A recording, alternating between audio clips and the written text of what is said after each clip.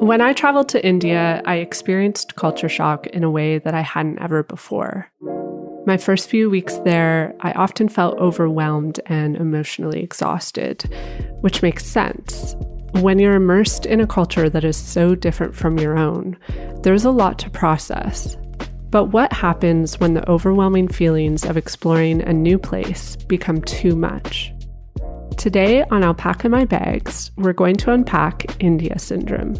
We're going to explore whether or not the idea of it is actually real. Here to discuss is Caroline Slaughter. Caroline is a filmmaker and podcaster, and her recent podcast, Astray, caught my interest because in it, she investigates the phenomenon of India syndrome in depth.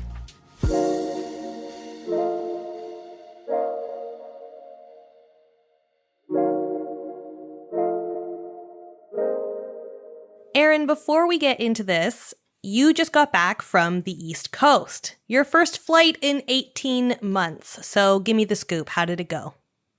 The flight or the trip or both? I don't know, everything. I'm just so overwhelmed. Honestly, it was like the flight, like I was nervous for it, but it's weird. Once I was in the airport and it was happening, I felt like pretty at ease about it. It was definitely strange. Like the airport was fine just because there's so much space, and like we flew so early in the morning that it was quite empty. We like sailed through. Did it feel different in there? No, like nothing felt different. It was just everyone was wearing masks. That was it. That was the only difference, really. Like the whole flight experience like was the same, except that everyone was masked, which is like reality in all of our life now. So it didn't feel that weird. I think the only part that was weird was just like how packed the flight was. Like I have not been in a space with so many people in almost 2 years. So, I mean, we were super careful. Luke and I like double masked, and like as soon as we were on the plane, we were like, okay, mask is staying on, like not coming off. And it was kind of nice, like, because the East Coast is so careful about COVID, like of all of Canada, they've definitely had the strictest intervention and like policies around it. So flying in, like you have to apply for a pass. So it's kind of like applying for a visa. You apply for it in advance and you have to share like both your vaccination records. And when you land, they check your pass to admit you. And they gave us like take home COVID kits. So we were able to test ourselves like twice after we flew, which was kind of nice because like we were able to carry on through our trip knowing like, okay, nothing happened on the flight. Like we're good. That's really cool. They're pretty cool. I wonder if that's going to be like a norm everywhere, because that seems pretty dang organized, in my opinion. I think it's a great tool, honestly, like especially for people who like I still get anxious before I go to see my parents, for example. If I was able to take like an at-home antigen test before going just to like give myself peace of mind, I would love that. And you know, I was talking to my friend Phil, who's been on the show. He lives in the UK. And when he was visiting this summer, he told me that he finds it really weird that we don't just hand out like these self-testing kits, because he was saying all over the UK, they hand them out in public to people.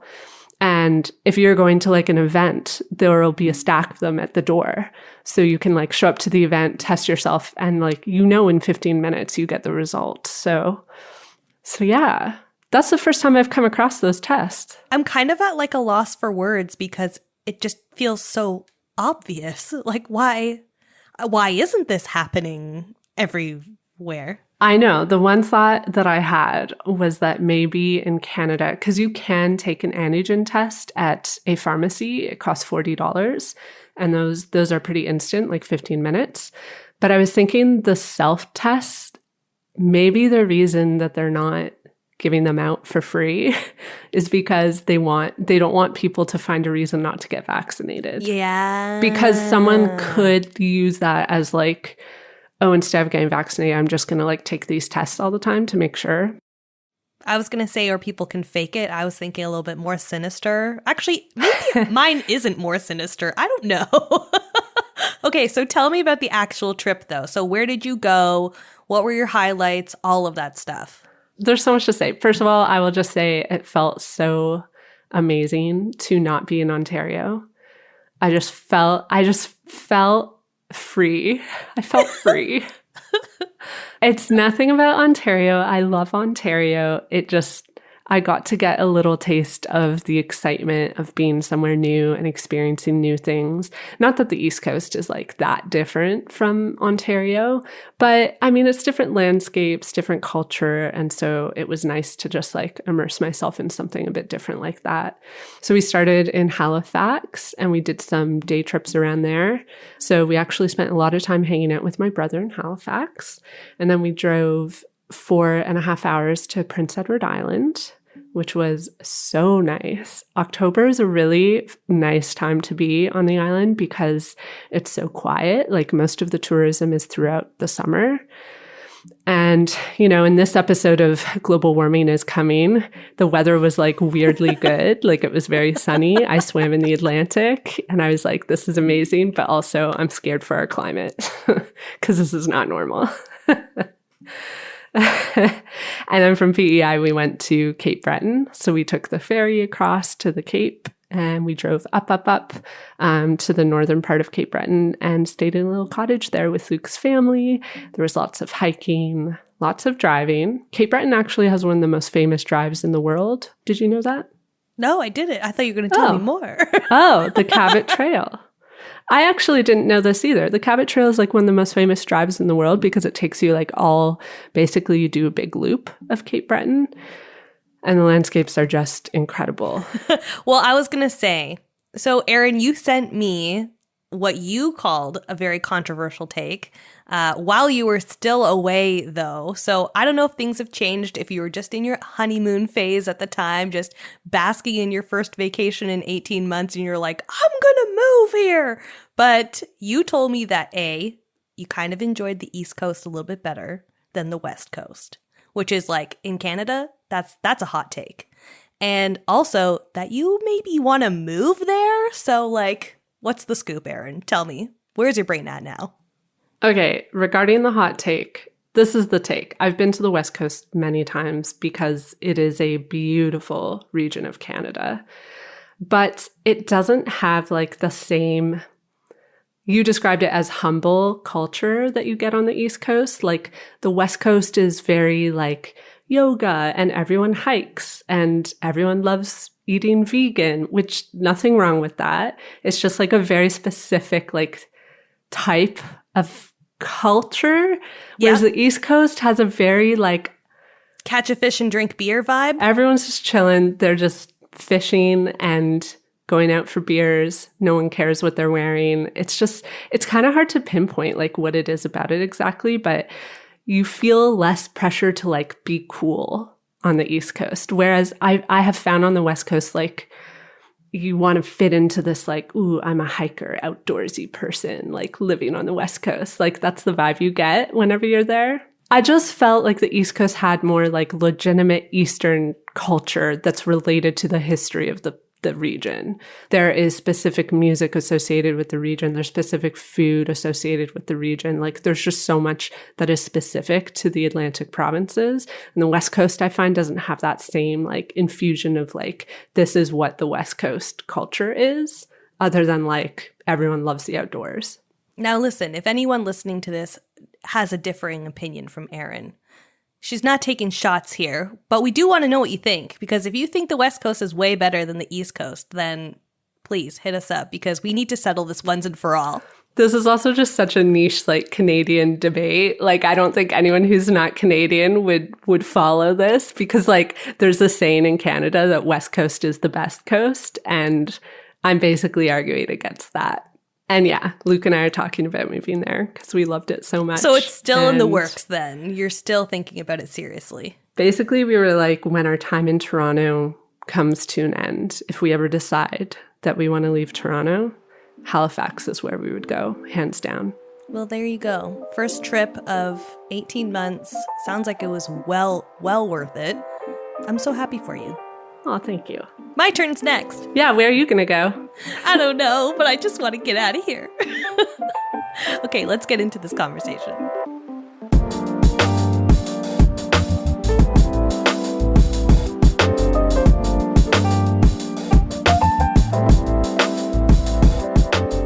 Welcome, Caroline. Thank Thank you, Erin. Thanks for having me. I'm really excited to talk about this because actually, when I traveled in India, I remember reading some articles here and there about India syndrome. So it was a concept that I had heard about before.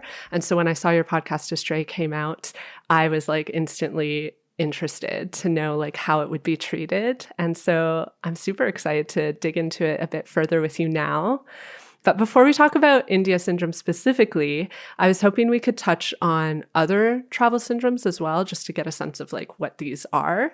There are a couple that I've heard talked about pretty commonly. I think the most referenced ones are probably Stendhal syndrome, Paris syndrome, Jerusalem syndrome, and then India syndrome.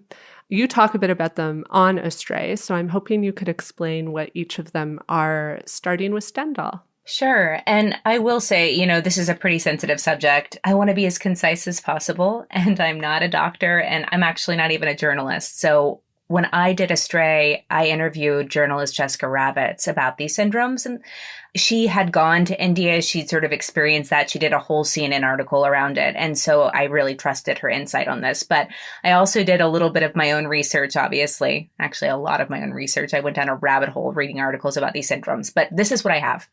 So Stendhal syndrome is a psychosomatic condition, which is a physical illness caused by mental distress, where a person will faint, hallucinate, experience confusion or a rapid heartbeat while viewing an exceptional object or piece of artwork or phenomena. So this is experienced when facing aesthetic, man-made beauty, not natural beauty.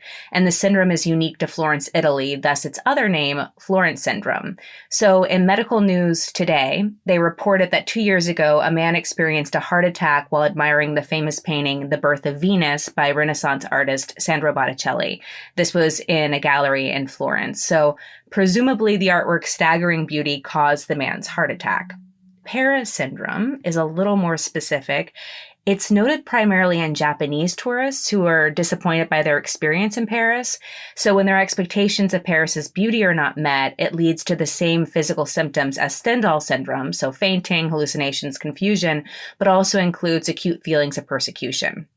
The psychologist Hervé Bonhomme, I hope I said that right, was quoted as saying, "Fragile travelers can lose their bearings when the idea they have of the country meets the reality of whatever they discover. So this can provoke crisis." And presumably, and this is pretty interesting, the Japanese embassy in Paris now has a 24-hour hotline for Japanese tourists suffering from the syndrome.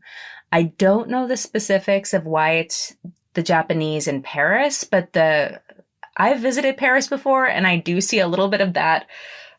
I was going to say, I hate to say that. No, I've said it before on this podcast that like Paris disappointed me, which is terrible, but like there are just so many tourists. It didn't feel as magical as like you expect it will. And there is a little bit of a Paris vibe, which is, and I respect it because they've got some things dialed in. They're better than Americans in a lot of ways, but I think that can sometimes come off as a little bit snobby, and I could see how that could lead to feelings of persecution or just being shunned. So the last one is Jerusalem syndrome, and this is the most similar to India syndrome. So this syndrome is related to a feeling of religious significance induced by proximity to the holy city. So it affects some visitors so deeply that they start to believe that they're the Messiah or Jesus. And I don't know if this is true, but I found it interesting. When I was researching this, there was some speculation that the Waco cult leader, David Koresh, was influenced by his trip to Jerusalem, and this sort of like he suffered from the syndrome and this sort of spun him out. The Guardian did report on a more probable incident around the disappearance of Oliver McAfee. So he was a 29-year-old British tourist who disappeared in the Negev desert in 2017. A trail of pages torn from the Bible were found along with notes McAfee had made, which led investigators to believe he had deliberately gone into the desert. And there were references in his notes to Jesus going into the desert for 40 days and 40 nights. So he disappeared. And it's reported that there are about 50 cases per year of Jerusalem syndrome, and a majority of these cases are of people with an underlying psychiatric illness, such as schizophrenia. But what's more alarming and what sort of gets people all up in arms is how it affects people with no prior mental health issues. So between 1980 and 1993, there were just 42 patients who fit this category. And what they all had in common was they had ultra-religious backgrounds. Okay. And last but not least is India syndrome, which I did a whole podcast sort of looking into and figuring out what I believed from speaking to people who believed in it and people who really didn't. And it's a psychosis said to affect Westerners seeking spiritual enlightenment in India. This is, around an exotic locale that's charged with spiritual meaning. And the term was coined by French psychiatrist Regis Errol, who worked at the French consulate in Bombay and saw a total of 200 patients during his 16 months there that were affected by this travel-induced psychosis. I have one question, and I don't know if you can answer it, but is it typically, like, across these syndromes, is it typically foreign visitors that experience these syndromes? That's correct. Yeah, it's travel-induced syndrome.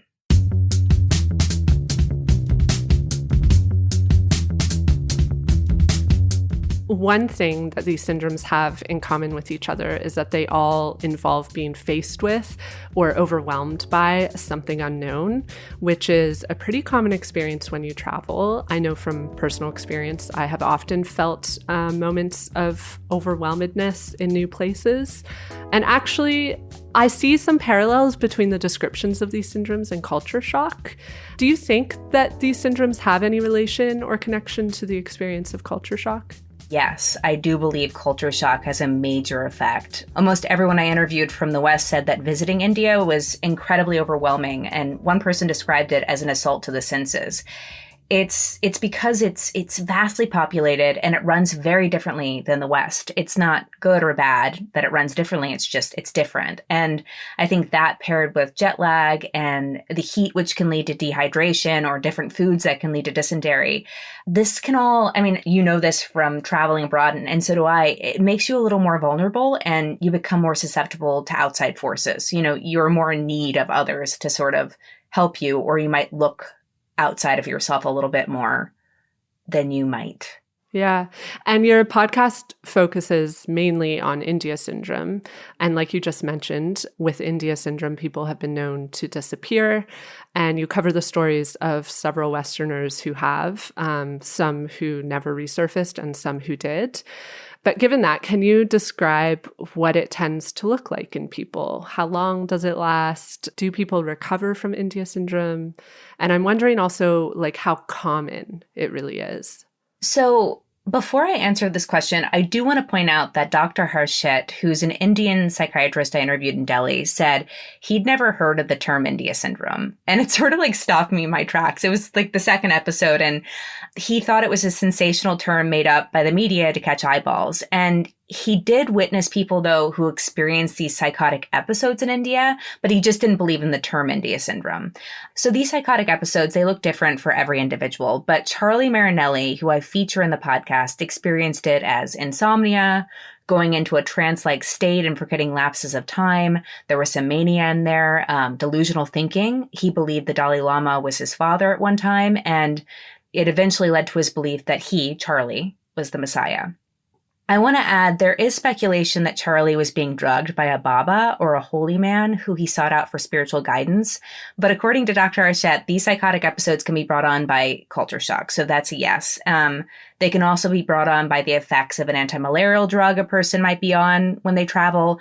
Or, this is interesting, meditating too intensely. So meditating too intensely, too quickly, which can dredge up unresolved trauma, which presumably happened to John Lennon when he was meditating with the Maharishi.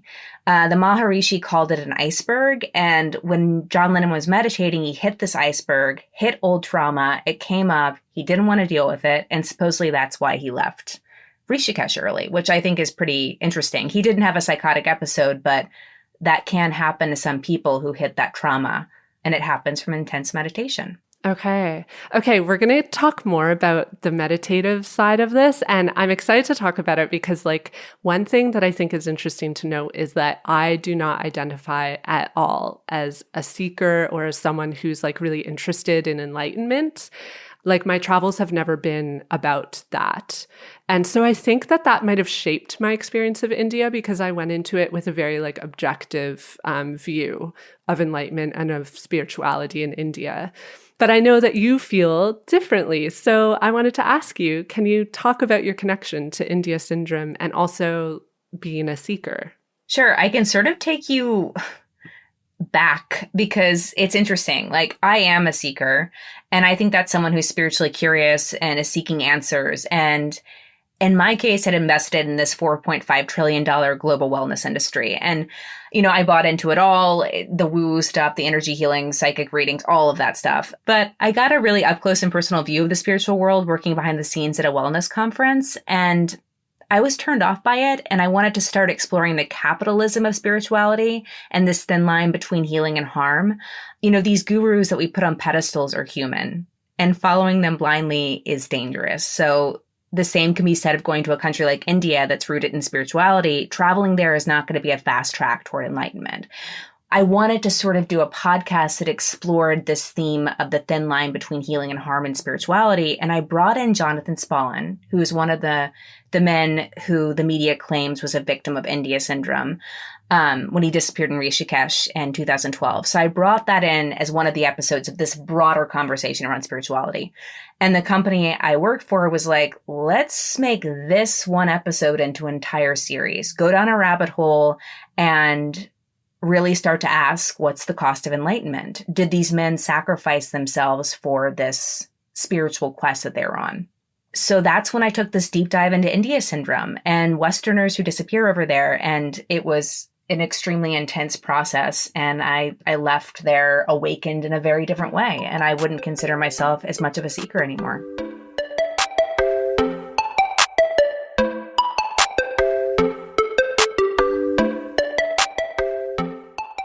Katie, as you know, travel for me doesn't always go according to plan. Oh, I am well aware. I've heard enough stories on this podcast to know that mishaps can happen when anyone travels. Absolutely. And when they do, you need travel insurance. And I couldn't recommend World Nomads more as your go-to.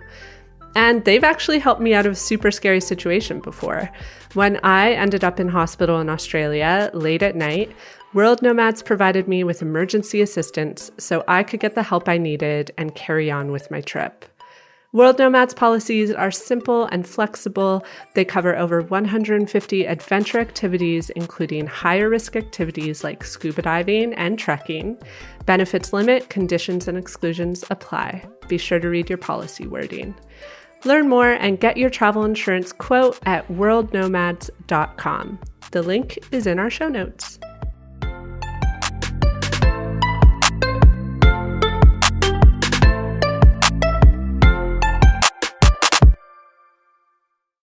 I know we described it above, but I wanted to mention another definition, which comes from Regis Arrow, who you've mentioned already. He's the former staff psychiatrist at the French consulate in Mumbai, and he says that he witnessed India syndrome a lot in patients. And he described it as delusional behavior, which hits people from developed Western countries who are looking for a cultural space that is pure and exotic, where values have been preserved. And I felt like this was a really interesting definition because there's so much to unpack in it. Mainly, I find it interesting that he describes Westerners as looking for a specific cultural space. And this is something you touch on in Astray. That's how you describe people as being seekers, like people who are in some ways looking for a cultural space that they're not finding in their home culture or in their home country. Could you talk a little bit about that? Well, I think it comes back to this idea of seeking. So a lot of seekers look outside themselves for answers. And I think that's sort of what he was speaking to, is they're coming to this exotic locale and looking for something that can bring them back to a neutral, sort of spiritual, enlightened place, a simpler place. What I think's really interesting is episode 9 of Astray, the last episode. Susie Singh, who's an Indian therapist I was introduced to by my counterpart, she made a very interesting point. So after listening to Astray, she doesn't consider what I've been trying to understand through the podcast, this idea of India syndrome, as the focus. She's like, it should be renamed seeker syndrome, because seekers, they're the ones they flock to South America for ayahuasca ceremonies or sweat lodges to experience the Native American ceremonial rituals. It's not India syndrome. This can happen anywhere. After doing the show, I put less significance on the term India syndrome as a psychosis brought on by India, and I think it's more case by case. I think actually like naming it India syndrome, there are some problematic undertones to it, but we'll touch on that. And I saw one of your previous podcasts was about colonialism. I mean, exactly. It's problematic in many ways. Yeah. And actually, we did an episode about cultural appropriation where we touched on the ayahuasca ceremonies and how there was like an appropriative element to those ceremonies, especially like with Westerners going to experience it, and how like it brings capitalism into these spiritual experiences. That's an older episode, Alpaca Pals, if you want to go back and listen. I think it's in season 2. And I'll tell you, like, just a little behind the scenes that might be interesting for people. Like, it's tough in podcasts because when you work for a company that's pretty big, when you're working on a platform like that, they want this sort of investigative true crime thing. Right. And they want that sensational thing that's going to get everyone listening. But then there's also the ethics. There's a thin line between ethics and entertainment and some of these narrative podcasts. And that's what I was running into, especially being someone who is a filmmaker first and a journalist suddenly. It's like I wasn't taught these things. And I think it's important that we do learn these things if we're going to be doing these investigative podcasts. And it's something that I've explored more as a podcaster.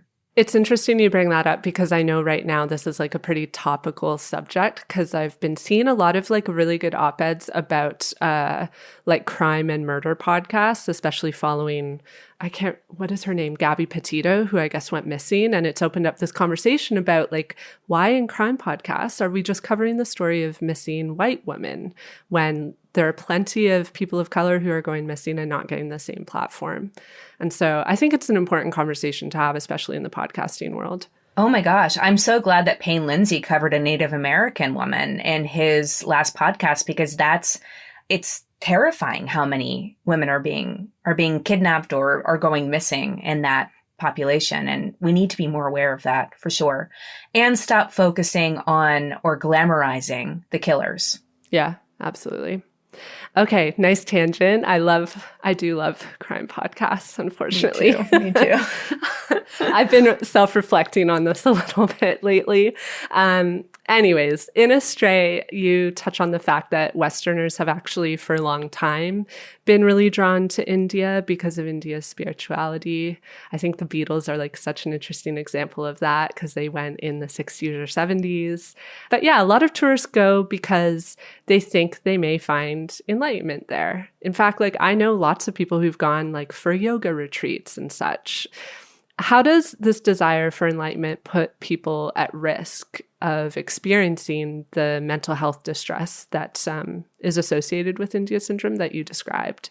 I think I go back to something that I mentioned earlier, and that there's no quick fix to enlightenment. Spirituality is about doing the work and finding balance in your life, and if needed, finding a spiritual counselor or guidance through a vetted teacher. In the instances I covered in the podcast where people disappeared due to India syndrome, quote unquote, they were either taking something to an extreme, so they were looking for this quick fix to enlightenment, or it was due to something else entirely. Like in Ryan Chambers' case, it might have been his parents have sort of come to this conclusion that it was an anti-malarial drug that caused his psychotic episode that then led to his disappearance.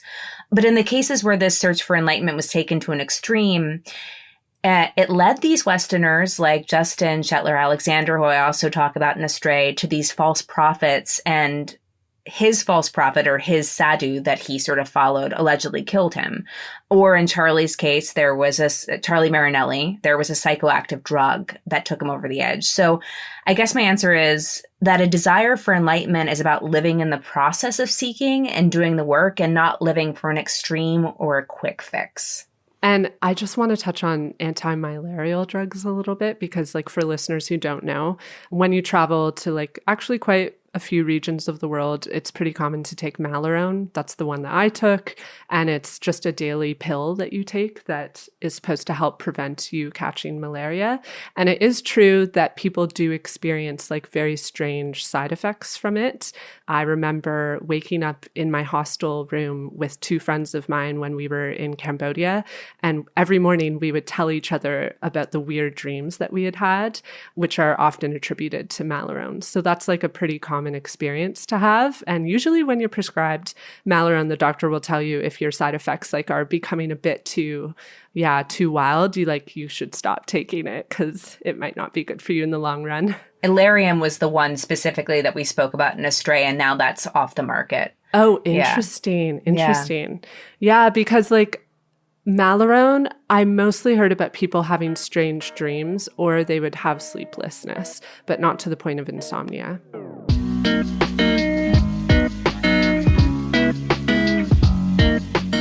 So I really love how in Astray you really carefully explore whether or not India syndrome is real, quote unquote.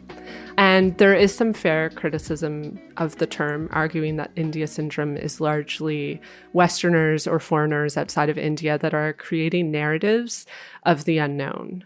And I'm curious what your position on this is. And it's probably hard to package this up into one straight answer because I think there's a lot of like nuance behind this.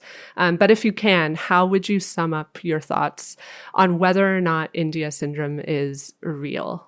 Well, it's interesting. This narrative of the unknown is what really got me into the story originally. As a seeker, I was like, oh, there's this unknown, mysterious quality about it. But I have become so much more skeptical after Astray. And personally, I don't believe in India syndrome as this mysterious and dangerous thing that afflicts Westerners seeking enlightenment. And furthermore, I think the term India syndrome is extremely problematic. I think psychotic episodes can happen anywhere and are case by case. What I've also learned from doing the podcast as a seeker is not to be as trusting or open in general, traveling abroad or not, and that all travelers need to prepare when they go to a foreign country and be aware of how culture shock might affect them. I also think, as Singh said in episode 9, gosh, I am just like tooting her horn today, but she's great, that you should vet your teachers and never trust someone blindly who says they will enlighten or heal you. Also, never visit a guru alone and be cautious about eating or drinking anything they give you. Just be aware, when you put yourself in these vulnerable situations, and trust your gut or your sixth sense. That sounds very woo-woo, but it's true, especially in these countries halfway around the world. This is a bit of a tangent, but one thing that crossed my mind when I was listening to Astray, like one thing that I noticed was it seemed like it was mostly men that were falling prey to this supposed syndrome. And the story, I forget who it was, but one of them went off into the mountains with a guru. I found this so interesting because I thought about my own experience in India and thought to myself, as a woman, I would never have done that. Like there's no way I would ever have left to go anywhere, even mildly remote, with a stranger in a foreign country. Like it's not just India, it's like truly anywhere in the world. And I thought that was interesting because I felt like there was maybe a little bit of an aspect of privilege there wherein like men can feel much more security in making those kinds of choices and taking those kinds of risks. This is like really just a tangent. You don't have to like agree or disagree. I just wanted to bring it up because it's something that I found interesting in my own listening of the show. I think that's such a good point. And it's interesting because people kept sort of asking me why it was men. And I kept coming back to this idea of Into the Wild, like these men wanting to go on these epic adventures. But you're right. There is this sort of privilege. And this is sort of a tangent, but to yes, Andrew, your story. One of my friends said that he went to this obscure place in Mexico and he went with his girlfriend and they left the hotel to sort of go out and see the outside world that was hidden from this like all-inclusive hotel. Yeah. And they went in the cab and this cab driver was sort of taking them on these back roads. It was really scary to him. Like they ended up going to this house where this woman was having a baby. Like just weird stuff was happening. And he literally thought this man is going to go behind some building and shoot us like any minute. We sort of have to fall in line with this. And when they finally got back to the hotel, he was just a loopy fun. He just wanted to they wanted to experience his town. So he let them experience his town. It wasn't a threat, but this guy felt threatened.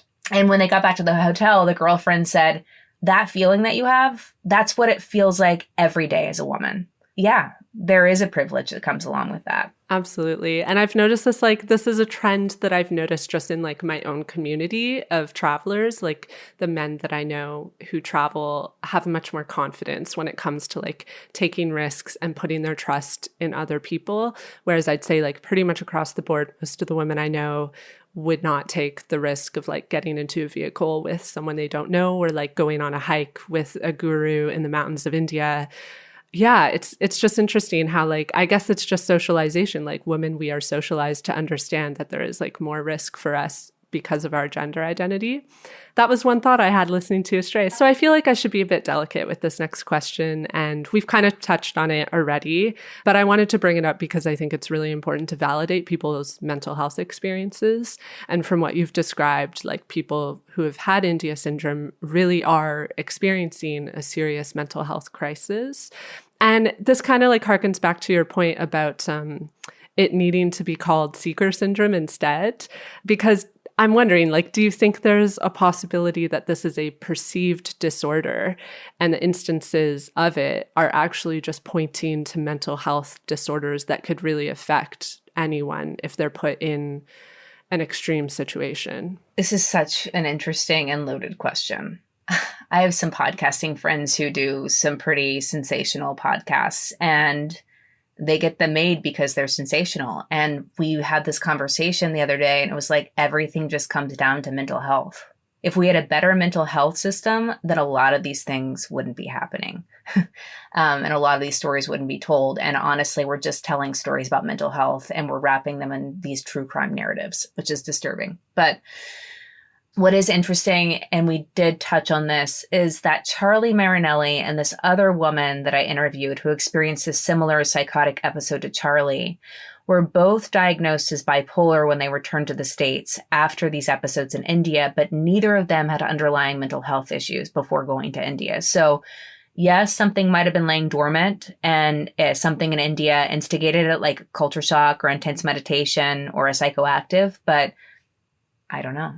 Yeah, it is a loaded question. I know. I just needed to ask it because it's something that like occurred to me, because that does seem to be like the main experience that people have when they have this supposed syndrome is a mental health disorder.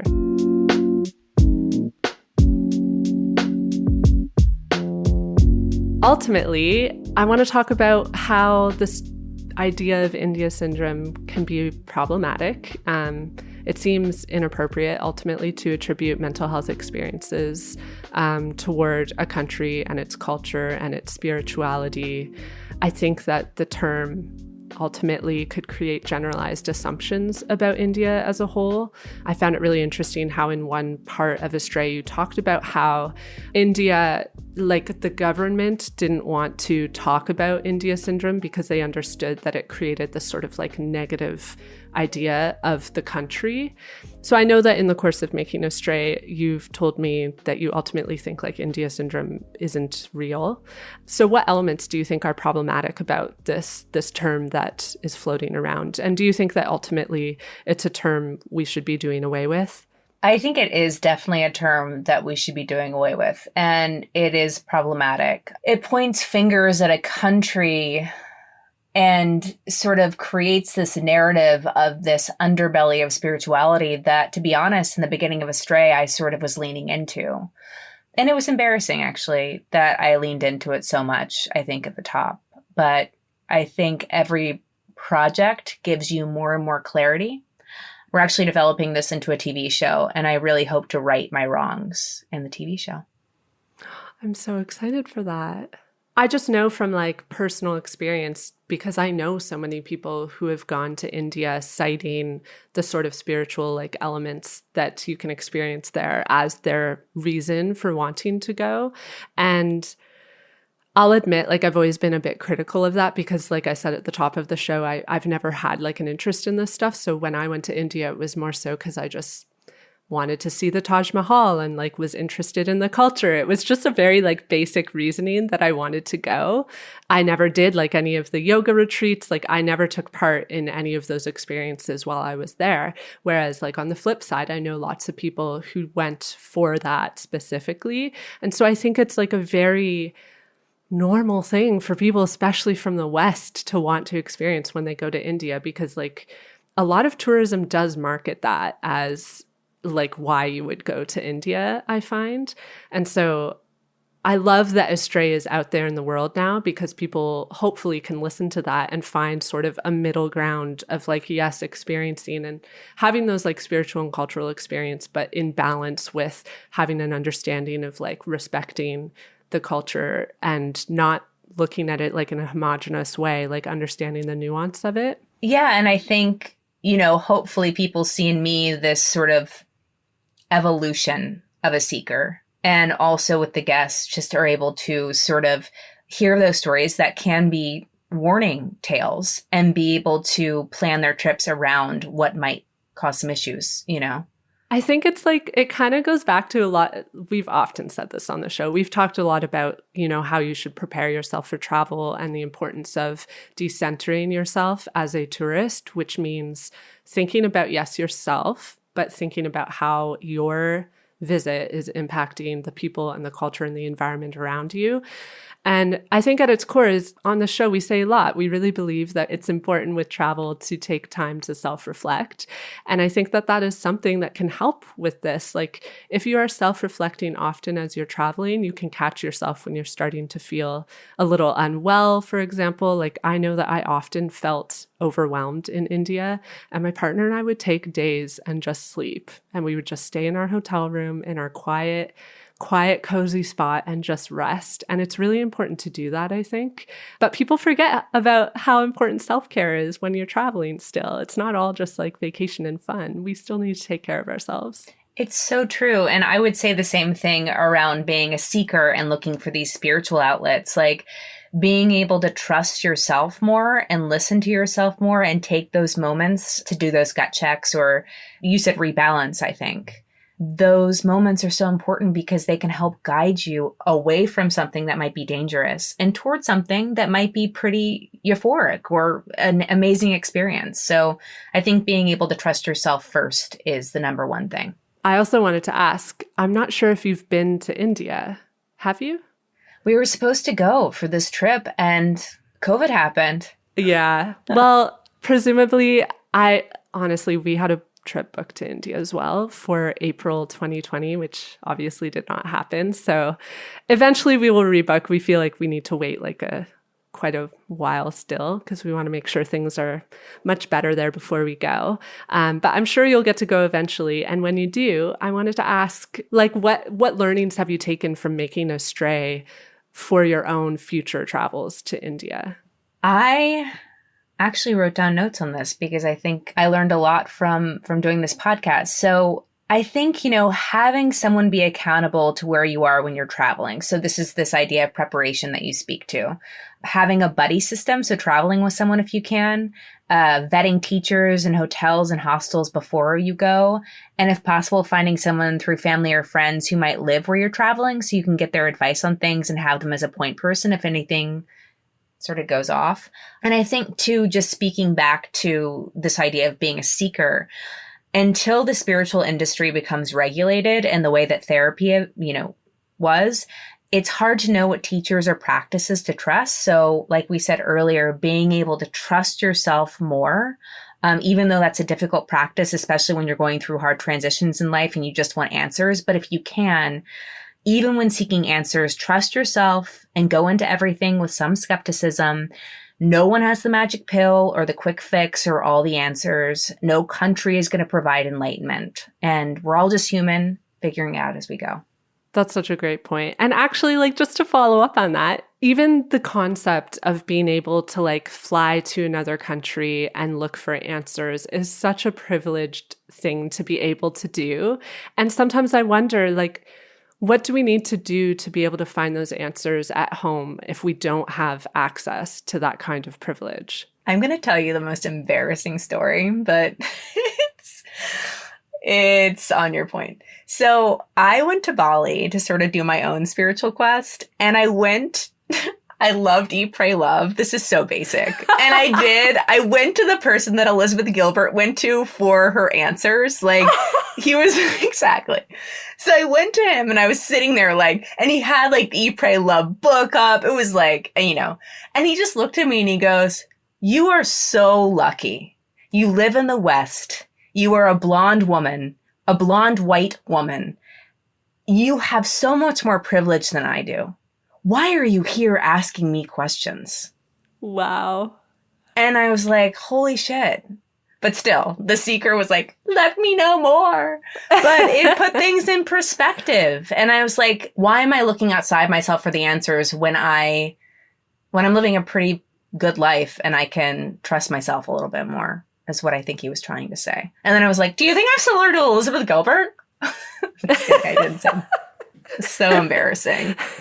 Just a that little experience, insight. like, it really nails what I was trying to say, though. It's like, it's true. It's like a lot of the people that are seeking are people that have like access to a life that so many people on this planet like don't have and will never have.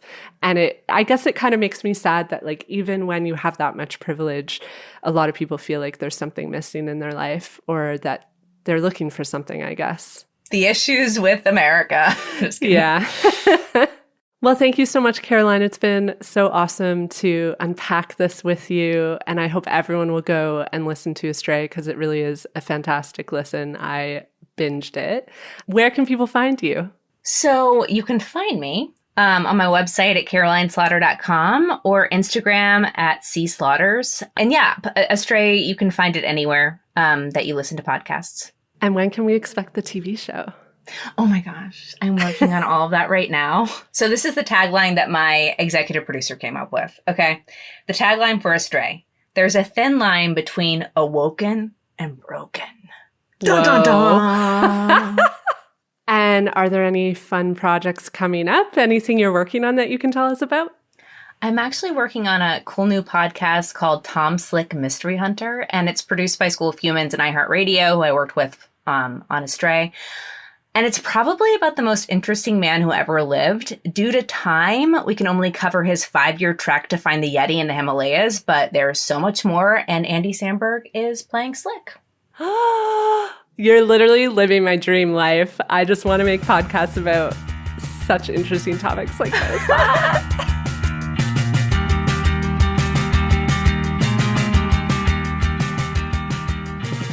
Alpaca My Bags is written and hosted by me, Erin Hines, and produced by Katie Lohr. Do you want to support this podcast? If so, there are a few ways that you can. You can leave a review on your podcast app or show us your love on Patreon. Pledging $5 a month or more directly supports the making of this show. The link to our Patreon is in the show notes. That's all for now, Alpaca Pals. I'll talk to you again in 2 weeks, and I hope you all get to alpaca your bag safely and soon.